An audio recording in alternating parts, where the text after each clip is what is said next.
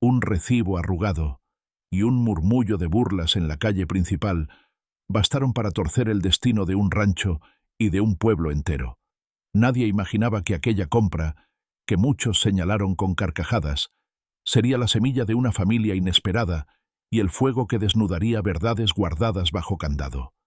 A mediodía, el sol de Santa Aranza caía plano sobre los tejados de chapa. El polvo se pegaba a las botas y el calor hacía vibrar el aire. Silas Vega descendió del carromato del casamentero con las manos sudadas y el sombrero bajo. No era un hombre que temblara ante los bramidos de una res ni ante el estampido de una tormenta en la llanura. Sin embargo, aquella vez, el temblor le nacía por dentro. Extendió las monedas y recibió un papel con letras floreadas. Contrato de unión por consentimiento. A pocos pasos, ella, con un vestido de algodón azul que tensaba en la cintura y el cabello negro recogido con un lazo, lo miró sin bajar los ojos. «Amalia Rojas», dijo el casamentero, con voz que quería sonar importante. «Sabe cocinar, llevar una casa, y no exige otra dote que techo y respeto». Alrededor, la gente se había reunido como cuando llega una diligencia con chismes frescos. Se escuchó un resoplido primero, y luego, las risas.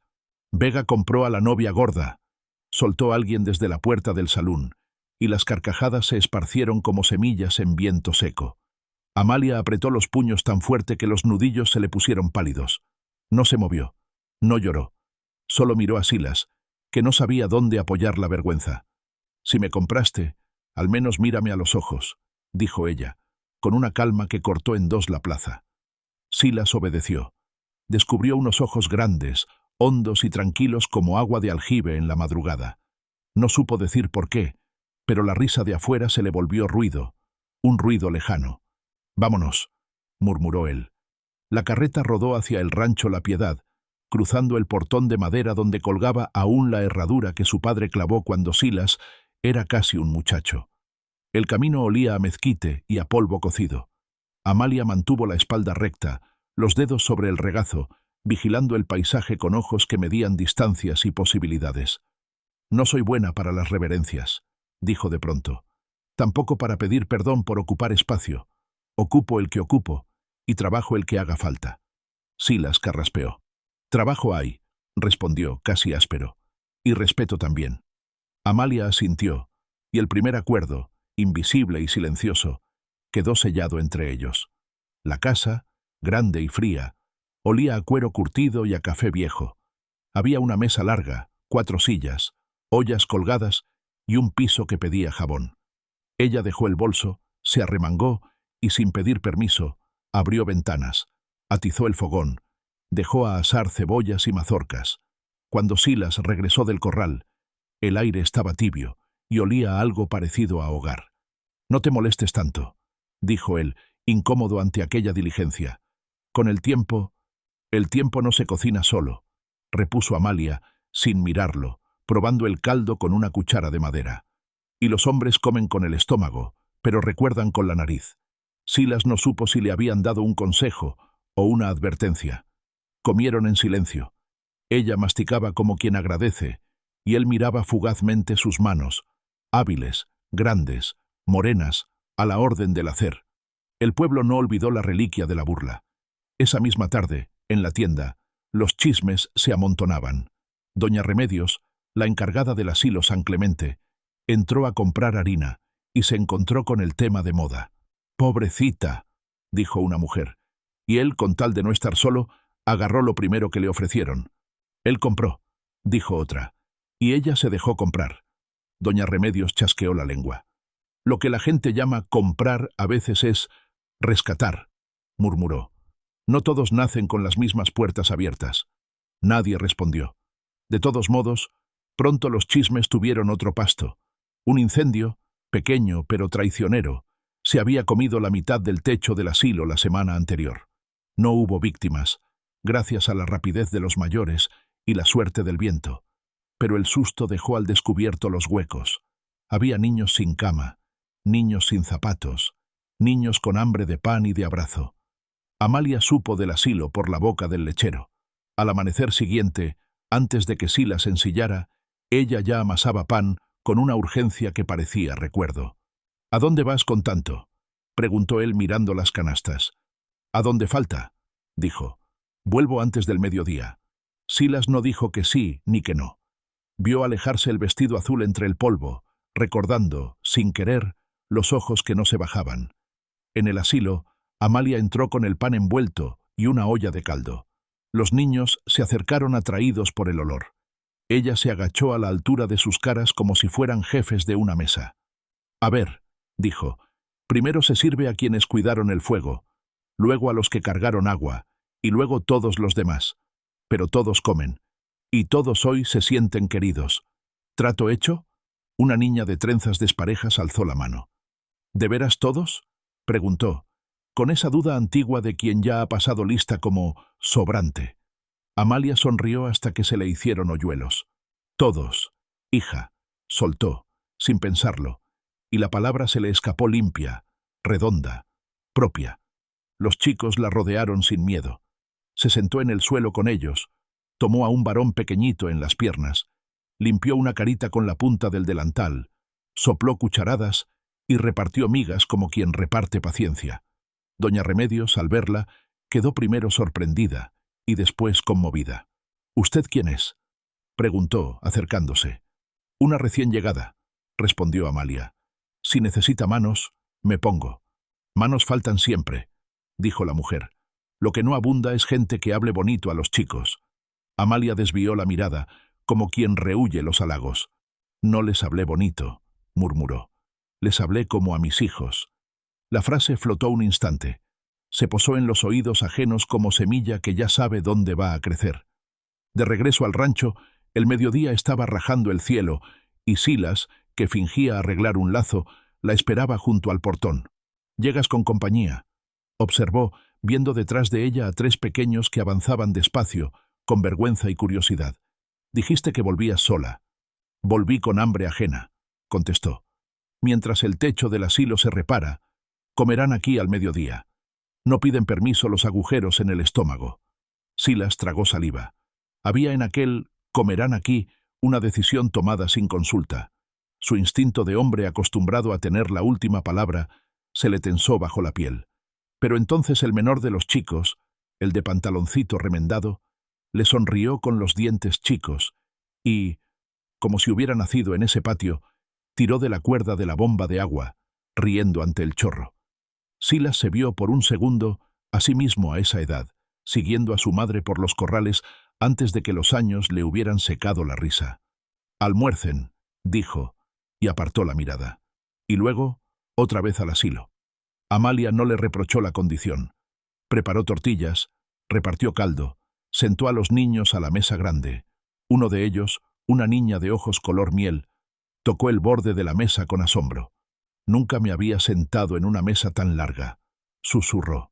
—Pues hoy manda tu estómago —replicó Amalia—, y tu estómago es señor de esta mesa. Silas, de pie, fingía revisar un apero, pero escuchaba. La casa sonaba distinto con cucharas y risas. Por la tarde, el rumor corrió antes que el viento. Don Laureano Pardo, dueño de media mina y de 2 almacenes, había ofrecido colocar a los huérfanos en distintos talleres para que aprendan un oficio. Sonó a caridad y olía a negocio. Pardo era de esos hombres que, sin levantar la voz, habían aprendido a mover todo con los hilos que otros no veían. El incendio del asilo le había dado pretexto para empujar su idea de convertir el terreno en depósito para sus carretas. Nadie se lo decía en la cara, pero había quienes sospechaban que el fuego no había sido solo mala suerte. Esa noche, Amalia dejó caer el cucharón en el fregadero y se quedó quieta, mirando un punto. Silas, que antes habría salido a fumar para no habitar silencios que no entendía, se quedó también, esperando que las palabras llegaran solas. «Yo trabajé en la casa grande de Pardo», dijo ella, por fin, sin rodeos. «En la cocina, luego en la despensa. Maneja todo como si fuera tablero de damas. Mueve fichas, no gente. A los niños los ve como fuerza y futuro barato». Silas levantó la cabeza. «¿Y por qué te fuiste?» «Porque escuché demasiado», contestó. «Una noche, antes del incendio, vi a 2 de sus hombres apilando latas de querosén en un cobertizo junto al asilo. Por si un día hace falta quemar basuras», dijeron riéndose. No los denuncié. No tenía a quién. Pedí salir. Él me dijo que me quedara. Me prometió un premio. Y yo tengo un miedo que no se me quita. Que un hombre con dinero crea que puede comprar, como si todo tuviera precio. Se hizo un silencio espeso. Amalia respiró hondo. Por eso acepté al casamentero, confesó. No fue por desesperación de encontrar marido. Fue por salir de una sombra. Cuando vi a Pardo en la plaza mirándome como quien cuenta piezas, tomé el camino que no pasaba por su mirada.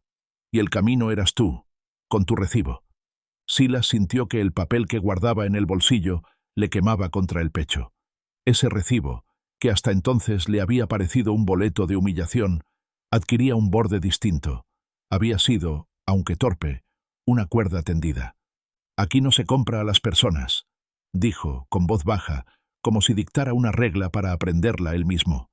Y si ese hombre viene a buscar niños al rancho, se va a ir con las manos vacías.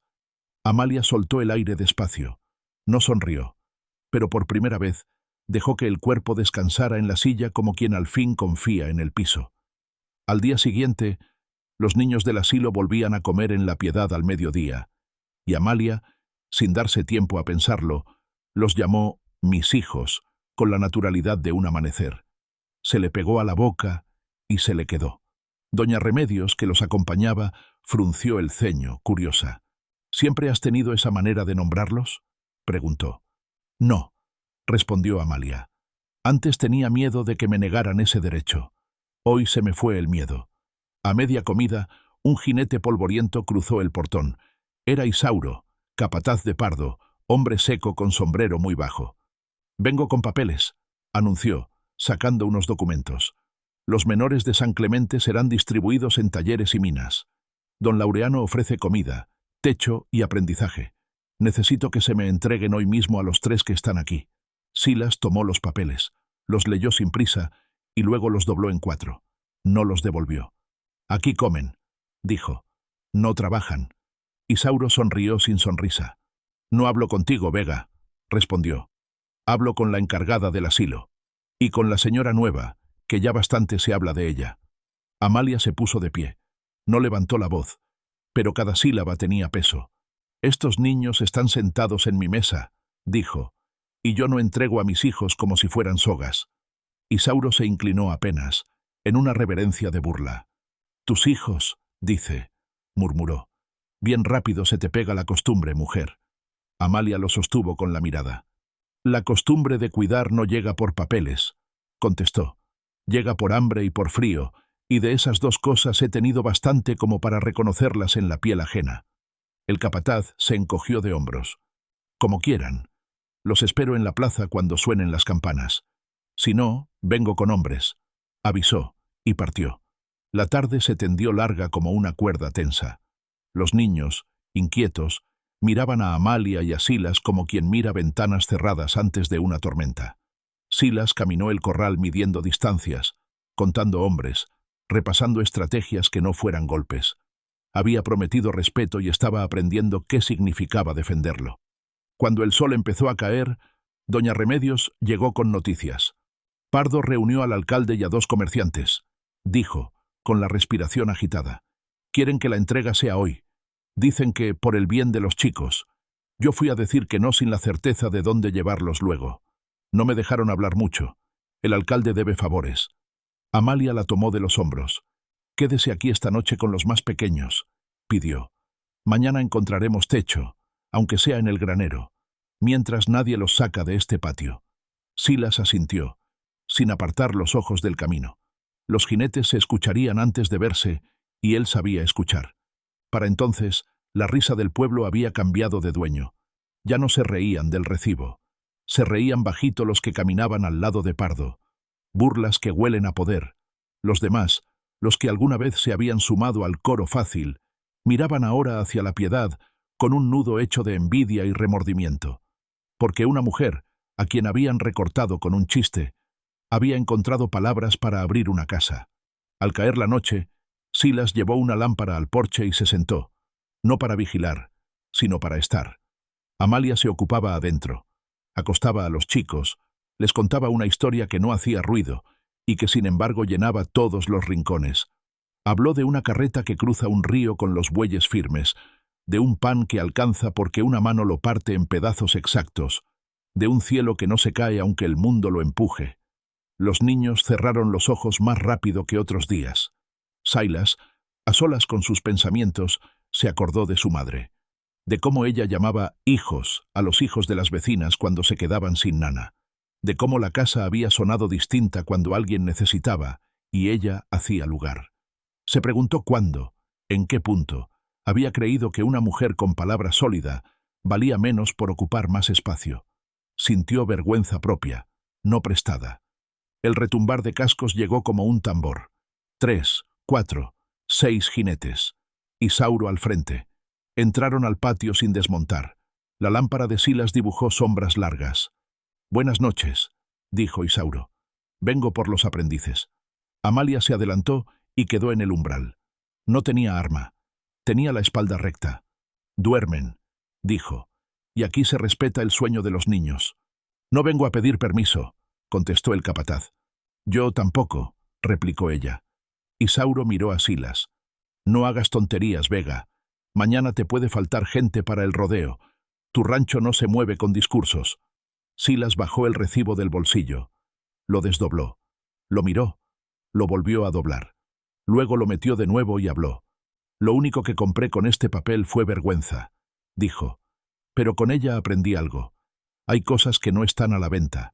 Si quieres niños, trae una orden de quien cuida sus vidas, no de quien cuenta sus brazos. Y aún así, te lo discutiría». Isauro hizo un gesto con la mano. 2 de los jinetes avanzaron un paso. Entonces, desde la sombra del zaguán, se escuchó una voz pequeña. «Mamá», dijo la niña de ojos color miel, medio dormida. «¿Puedo tener más cobija?» La palabra cayó como un trueno manso. «Mamá». Amalia sintió un nudo en la garganta, pero no dejó que se notara. Dio un paso hacia atrás, tomó una manta y la llevó al catre sin despegar los ojos de los hombres. Los jinetes, en cambio, se miraron unos a otros, incómodos de pronto, como si hubieran entrado sin quitarse el sombrero en una iglesia. Isauro forzó la mandíbula. «Última vez que lo digo con paz», anunció. «Me llevo a los 3. O mañana el patrón vendrá a hablar en persona, y cuando él habla, el pueblo escucha. Entonces que venga», dijo Amalia, serena. «Y cuando venga, le diré lo que tengo para decirle. Que la cocina sabe historias, capataz, y que a veces las ollas guardan cartas». Los ojos de Isauro brillaron por un segundo con una chispa de inquietud. «¿Qué cartas?» «Las que prueban que el querosén se guardó donde no debía», soltó Amalia, sin temblor. «No te traje a mi patio para negociarlas. Te aviso nada más que la verdad. Cuando duerme, respira hondo. Y mañana, si el patrón pisa este umbral, va a escucharla». El capataz miró a Silas, intentando medir si era farol o promesa. El rancho, por un momento, pareció contener la respiración, como cuando el lazo está por tensarse sobre el toro que ya no quiere huir. «Nos vemos con la luz», dijo al fin, dando media vuelta. «Dile a tu mujer que cierre bien las puertas. A veces el viento arrastra chispas». Se retiraron dejando una estela de amenaza que olía a aceite. Silas soltó el aire. Amalia apoyó la mano en el marco de la puerta y por primera vez, desde que cruzó la plaza entre risas, le tembló un poco el pulso. Silas la vio. Se acercó despacio.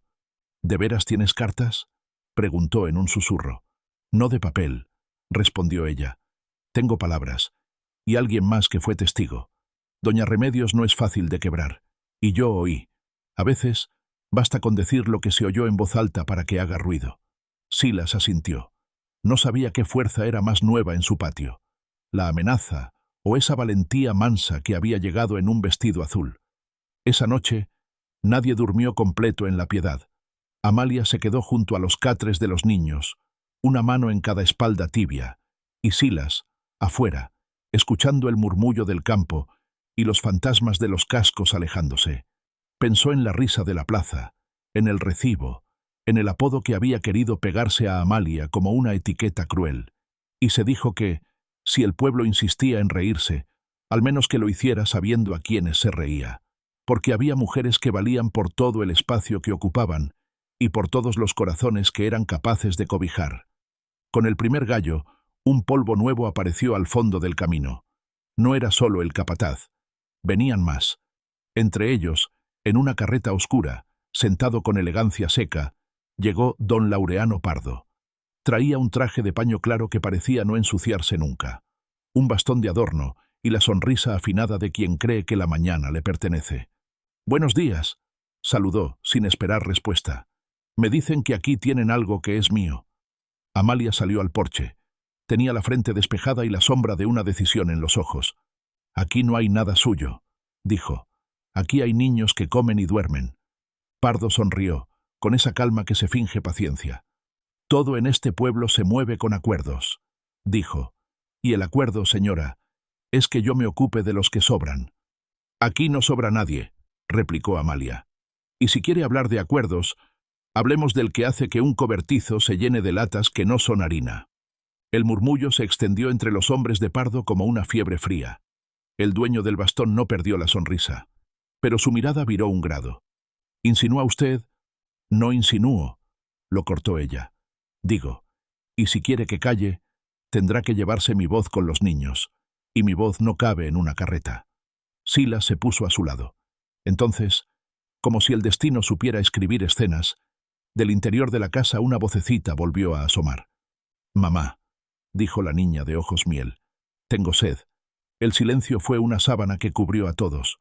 Pardo apretó el bastón, midiendo, y mientras medía, en la cerca, los vecinos comenzaron a asomar, esos mismos que el día anterior habían reído, ahora con los ojos abiertos de par en par ante la palabra que, una vez dicha, ya no quería deshacerse. «Mamá». La cuerda estaba tensada, y el primer nudo, al fin, estaba del lado correcto. El patio de la Piedad estaba lleno de ojos, los de los hombres de Pardo, los de los vecinos en la cerca, los de los niños que, desde la penumbra de la sala, asomaban como gorriones. El sol, aún bajo, afilaba los perfiles y volvía duros los silencios. «Todo en este pueblo se mueve con acuerdos», repitió don Laureano con la voz limpia de polvo. «Y el acuerdo es que yo me haga cargo de los que sobran. No vine a discutir con una mujer que llegó ayer». Amalia sostuvo el aire como quien sostiene un ladrillo caliente. No se movió. Su mirada era una línea recta. «Ayer llegué a esta casa», dijo. «A este pueblo no. Fui niña del asilo San Clemente. Me dejaron en la puerta envuelta en una manta de harina. Crecí con pan contado y nombres prestados. Conozco el sonido exacto de la puerta cuando se cierra a un niño, y hoy no voy a oír ese sonido». Un murmullo recorrió la cerca. Silas, a su lado, ladeó un poco el cuerpo, como si esa revelación le hubiera calzado una pieza que no sabía que le faltaba. Don Laureano no parpadeó. «Muchos crecieron con poco», dijo. «Por eso hay que enseñarles a ganarse el pan». «¿Y quién les enseñó a usted a contarlos?», preguntó Amalia, sin subir la voz. «¿Quién le dijo que la palabra sobrar se le puede pegar a una criatura?». Isauro, el capataz, avanzó 2 pasos con el caballo. «Señor», apremió en voz baja, «es perder la mañana». «Las mañanas no se pierden», respondió don Laureano. «Se compran o se cobran después». La niña de ojos color miel bebió agua en la puerta y miró a Amalia.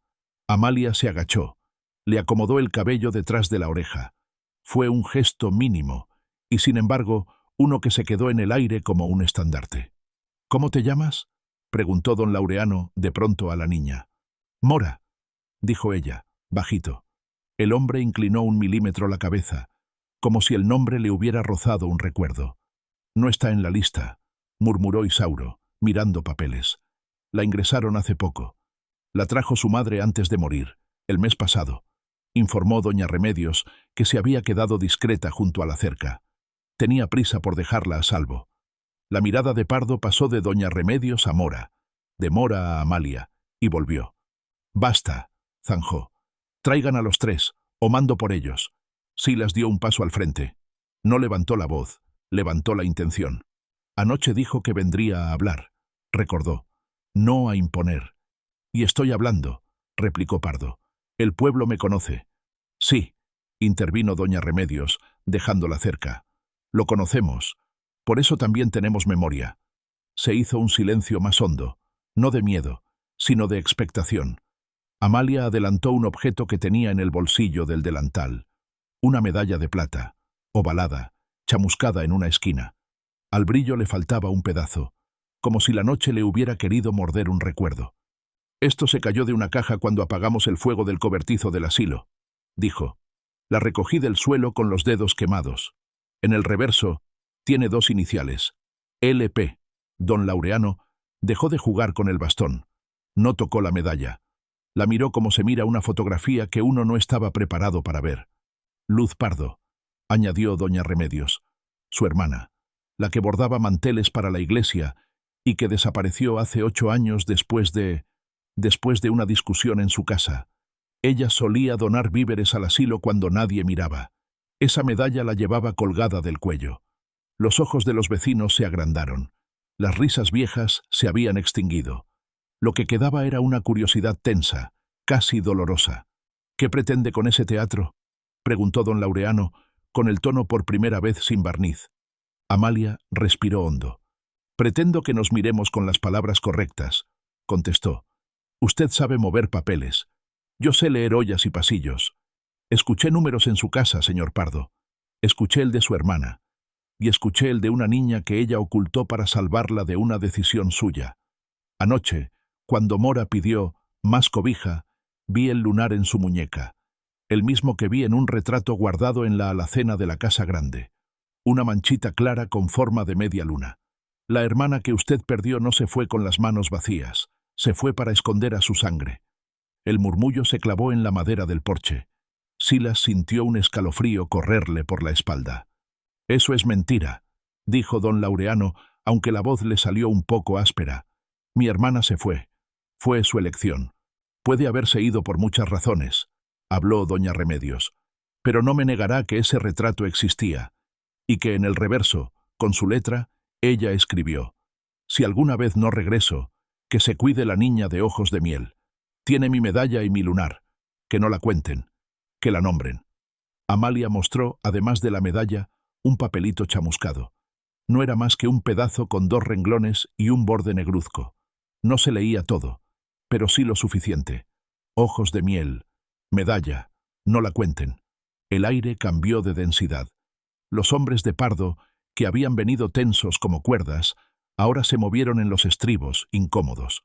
Alguien entre los vecinos murmuró un «Dios la guarde», que se quedó flotando con pudor. Don Laureano apretó el bastón. Una veta de cansancio se le marcó en la sien. No habló de inmediato. Miró a Mora con una fijeza que no tenía violencia, pero sí una profundidad que nadie había visto en él en la plaza ni en el almacén. Si había algo que pudiera quebrar su costumbre de contar, era ese espejo pequeño que de pronto le apuntaba al ayer.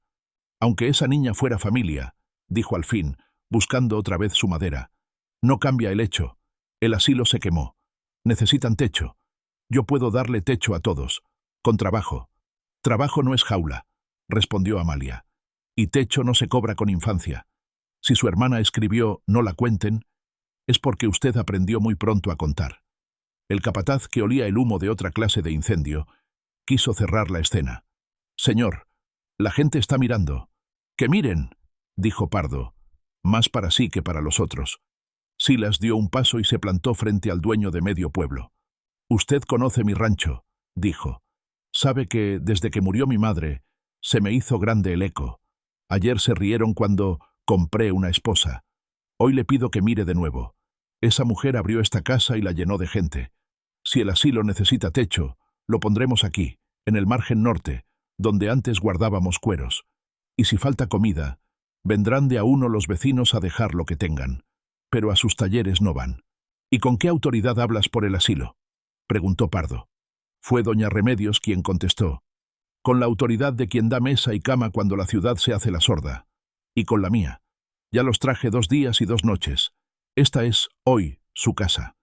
El pueblo en la cerca cambió de respiración. El tendero, que había repetido chistes la víspera, bajó la mirada. La mujer del herrero, que había dicho «se dejó comprar», apretó los labios y avanzó un paso. «Yo puedo traer leche», dijo, sin mirar a nadie. «Yo, mantas», añadió otra. «Yo, madera para el tejado», ofreció un hombre de manos grandes. Las voces, una por una, fueron saliendo como ovejas que al fin encuentran portón abierto. No eran heroicas, eran necesarias. Y en esa necesidad, Había una vergüenza enmendada. Pardo midió el peso de esa marea. Podía imponer por la fuerza, podía ordenar a sus hombres que avanzaran, pero esa mañana entendió algo que su bastón no le enseñaba, que algunas victorias cuestan demasiado cuando se pierde a la vista de todos. Si ese cobertizo se incendió por descuido de mis hombres, dijo, y por primera vez la primera persona no olió a distancia, lo asumiré. Donaré madera y hombres para levantar otro techo, y me iré con mis papeles. No papeles, pidió Amalia, palabras. Diga aquí, delante de ellos, que los niños no son sobrantes. Don Laureano tragó, miró a Mora. Levantó el mentón, como si enderezara una columna vieja. Los niños de San Clemente no sobran, dijo.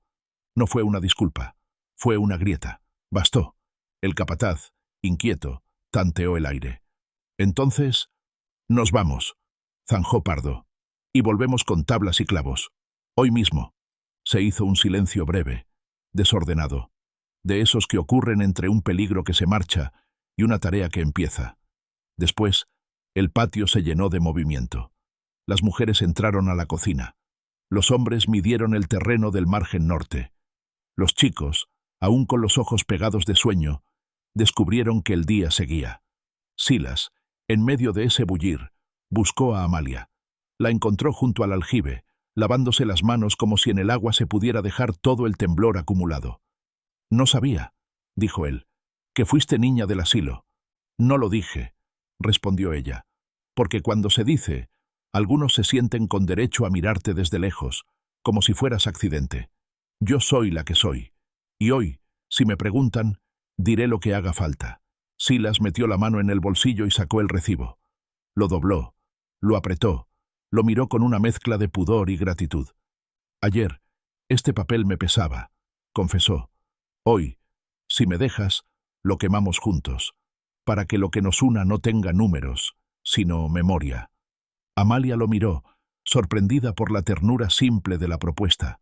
No sonrió, porque su sonrisa era algo que cuidaba como se cuida una semilla, pero asintió. Esta noche, aceptó, cuando los niños duerman. El día se hizo obra. Pardo cumplió. Al mediodía llegaron carretas con tablas, tejas, clavos. Él no bajó de la carreta. Observó desde el asiento. Habló con Silas y con dos carpinteros. Señaló medidas. Dio órdenes sin filo. A cada tanto, la mirada se le iba hacia Mora, que corría detrás de un gallo con los otros. No era ternura lo que se le asomaba. No todavía. Era una especie de reconocimiento lejano, como cuando uno encuentra una palabra en otra lengua y, aun sin saber pronunciarla, entiende que es propia. Al atardecer, mientras el cielo se llenaba de naranjas y violetas, Amalia contó el pan. 1, 2, 3, 5, 10. Supo que faltaría. Entonces llamó a la cerca. «Vecina», le dijo a la mujer del herrero, «¿le sobra harina?» La vecina no vaciló. «Me sobra vergüenza», contestó, «pero traigo harina y huevos». Se cruzaron miradas que no pedían perdón ni permiso. Eran miradas que empezaban de nuevo. A la luz de la lámpara, ya con los niños rendidos de tanto correr, Silas y Amalia salieron al patio con el recibo. No hubo ceremonia. Lo encendieron en la brasa tibia del fogón. Vieron cómo el papel se encogía, se arqueaba. Se volvía un pájaro oscuro que alzó vuelo un segundo y luego se hizo ceniza. «No te compré», dijo Silas, sin solemnidad. «Te encontré, y tú me compraste la vergüenza, me la dejaste en la mesa para que la viera, y luego me enseñaste a soltarla». Amalia se quedó mirando el puntito rojo que había sido papel. «Yo no vine a salvar a nadie», dijo. «Vine a no esconderme. Y al hacerlo», replicó él, «salvaste a todos». Un par de días después, el margen norte del rancho parecía una colmena.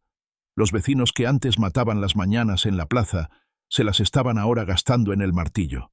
Pardo, con su bastón apoyado en la carreta, dirigía sin alardes la colocación de vigas. No buscaba aplausos, buscaba terminar. La costumbre de mandar se le había ablandado sin romperse. Ese mediodía, Mora se acercó a él con pasos cortos y seguros. Llevaba en la mano la medalla limpia, colgada de un cordón de hilo que Amalia le había preparado. «¿La quiere ver?», preguntó. Don Laureano la tomó con cuidado. Su pulgar rozó las iniciales. Por un instante, Ese hombre que había querido convertirlo todo en contabilidad cerró los ojos. Cuando los abrió, se le notaba el borde húmedo, no de llanto abierto, sino de agua subida. Tu tía era testaruda, dijo, sin mirar a nadie, y buena para esconder lo que amaba. A veces esconder salva, respondió Amalia, y a veces decir también. El hombre asintió, como aceptando una sentencia pronunciada por una maestra. ¿Puedo quedármela?, preguntó Mora tocándose la medalla. Es tuya, dijo él. Y si alguna vez te falta algo, vienes a mi almacén y lo pides por tu nombre, no por el mío. Fue una frase sencilla, pero en un pueblo donde la gente acostumbraba a pedir con la cabeza baja, llevaba pólvora de otra especie. Al tercer día, el asilo nuevo, que aún no tenía nombre y ya tenía paredes, olía a madera fresca y a sopa de frijoles. Doña Remedios caminaba con una libreta inventada, anotando con la memoria a quién le debía gracias. La mesa grande de la Piedad, mientras tanto, seguía ensanchándose con platos prestados y risas que antes se escondían. A la hora de la siesta, Silas encontró a Amalia sentada en el umbral, cosiendo un vestido pequeño con retazos. No sabía coser, confesó ella, sin dejar de mover la aguja. Aprendí mirando a mujeres que cosían para olvidar. ¿Y ahora coses para qué? Para recordar que la tela se une con puntadas pequeñas, igual que la gente. Silas se sentó a su lado. Me dijeron en el pueblo, contó, que la risa se apagó, que ya no repiten lo de novia gorda, que ahora te dicen doña Amalia. No sé si te importa. No me importa el título, respondió. Me importa la mesa. Si la mesa se llena, el título me da igual. Por la tarde llegaron 2 carretas sin anuncio, con sacos de harina, mantas y un bidón grande de aceite. En la tapa del bidón, escrito con tiza, decía, para alumbrar, no para quemar. Nadie firmó. Nadie preguntó. Los sacos fueron al granero. El bidón, a la cocina. La noche, esas noches nuevas en que el rancho no daba miedo porque estaba lleno, trajo voces mezcladas. Los niños pidieron una historia y Amalia contó. No de héroes y pistolas. Contó de un río caprichoso que aprende a doblar una piedra a fuerza de insistir. Contó de un pan que alcanza porque 4 manos lo reparten. Contó de una mujer que sobrevive al chiste ajeno, aprendiendo a poner nombres donde otros ponen etiquetas. Cuando todos durmieron, Silas y Amalia salieron otra vez al porche. La luna cortaba la pradera en 2 cristales. Hoy pensé, dijo él, en mi madre, en cómo me enseñó que la casa no es la suma de paredes, sino la forma en que suena cuando uno entra. Tú cambiaste el sonido de esta. No fui sola, contestó Amalia. Vinieron ellos a empujar. Y vino él, con tablas. No sé si cambió por bondad o por vergüenza, pero cambió. A veces ese es el primer milagro de un pueblo. Ver a alguien cambiar, aunque sea un poco. Silas miró hacia el margen norte, donde el esqueleto del asilo nuevo se dibujaba contra el cielo. ¿Y cómo va a llamarse?, preguntó. Amalia se quedó un momento en silencio. Pensó en su manta de harina, en la medalla con iniciales, en la palabra sobrar, que había quedado expuesta al sol como serpiente muerta. Pensó en Mora diciendo, mamá, como quien prueba un zapato y descubriera que le queda. La mesa larga, dijo al fin, para que nadie se olvide de que aquí caben más. El nombre se quedó adherido al aire, y al día siguiente ya todos lo usaban. Voy a la mesa larga. ¿Llevaste huevos a la mesa larga? Dicen que en la mesa larga no se cuenta, se nombra. Semanas después, el pueblo ya no era el mismo.